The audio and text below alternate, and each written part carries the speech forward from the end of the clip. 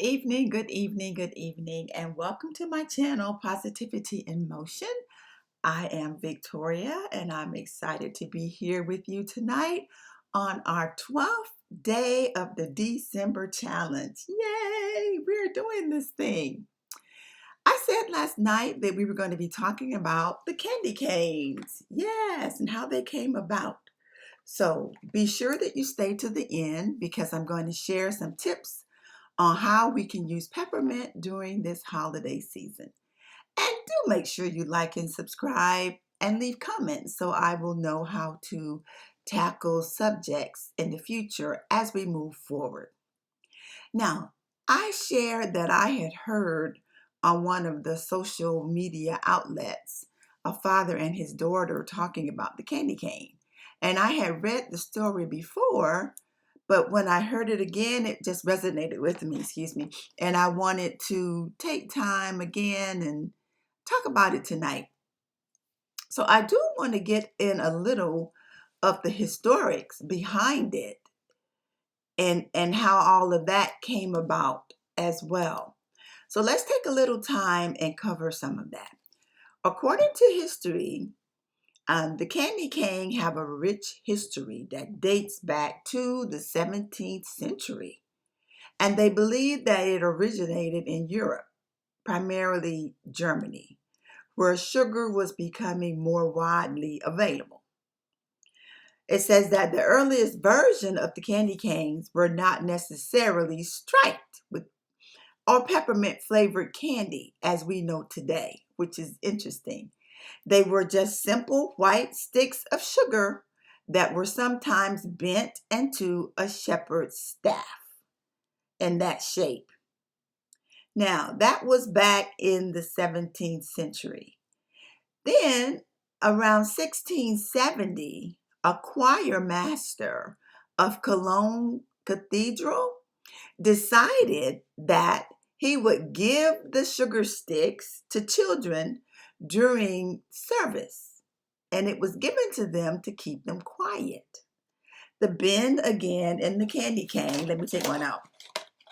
The bend in the candy cane still resemble a shepherd's staff, symbolizing the shepherd who visited the newborn baby Jesus. And that's the staff. Looks like a staff. Now, as time went on, the candy began to evolve. And then in the 1800s, they started being flavored with peppermint, giving them a refreshing taste that has become the hallmark of the candy canes today. The introduction of the red stripes came about, suggesting that the colors were chosen to represent the bud of Christ, the red, and purity. Now, by the 19th and early 20th centuries, candy canes became firmly associated with Christmas in the United States, thanks in part to the popularity of the holiday decorations and gifts. Today, they are beloved during the holiday time as a treat and often used for decorations on the Christmas tree and festive recipes. So stay to the end because I do have some suggestions on how you can use them.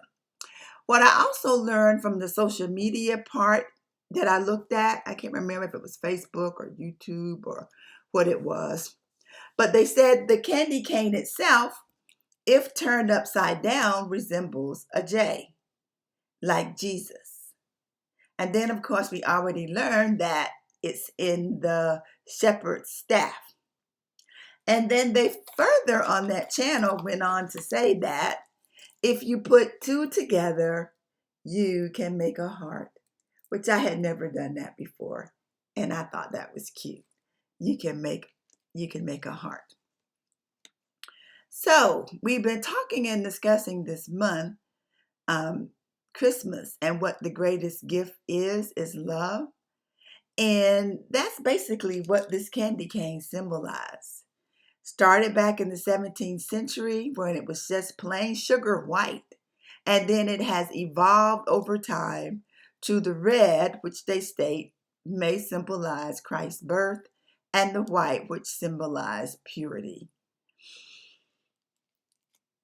Now, I hope you've enjoyed this lesson tonight on the candy cane, the peppermint.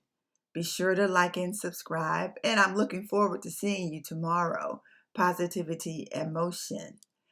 I would also like to share what I found out about some creative ways to use peppermint. I say peppermint canes, but because I wanted to talk about the significance of it, but it's any peppermint.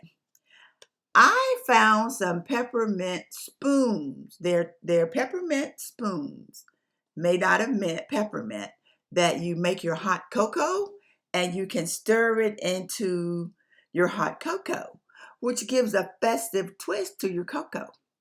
You can top that with whipped cream and a sprinkle of crushed candy canes for an extra holiday treat. So peppermint hot chocolate. I thought that was cute. Then, of course, you have your peppermint cookies. You can bake peppermint flavored cookies such as peppermint meringue or chocolate peppermint crinkles. You mash the candy canes into the dough and use them as toppings to enhance the flavor and appearance of the cookie. Peppermint cookies. You can Google to get the recipe for that. It was pretty simple. And then there are peppermint ornaments. You can make homemade peppermint ornaments. This will be something fun that you could do with your kids. You mix peppermint extract into simple flour, salt, water, and make it into a dough. You shape the dough into a festive design and then you bake it. And you add ribbon at the top and you can hang it on the tree like an ornament. I thought that was cute and something that the kids would like too.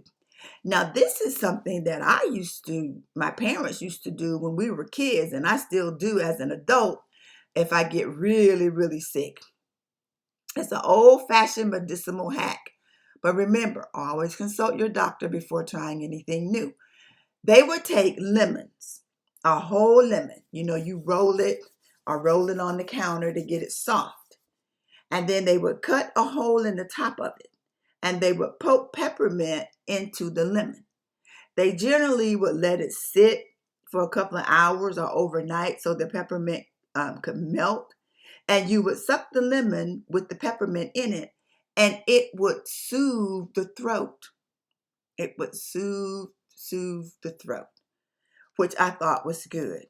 Lemons themselves are rich in vitamin C and antioxidants, so that helps boost the immune system and support skin health and digestion as well. And then the candy cane itself with the peppermint is cool to the throat. And it also have some digestive benefits as well. But peppermints can soothe the stomach and relieve symptoms like indigestion. And when you combine the two, the lemon with the peppermint, you get a refreshing taste that makes for an enjoyable drink or treat. So that was what I wanted to cover tonight. The candy cane and the significance behind it. Tomorrow, we're going to cover Xmas. You know how people will, instead of saying Christmas, they would say Xmas, the X, M-A-S.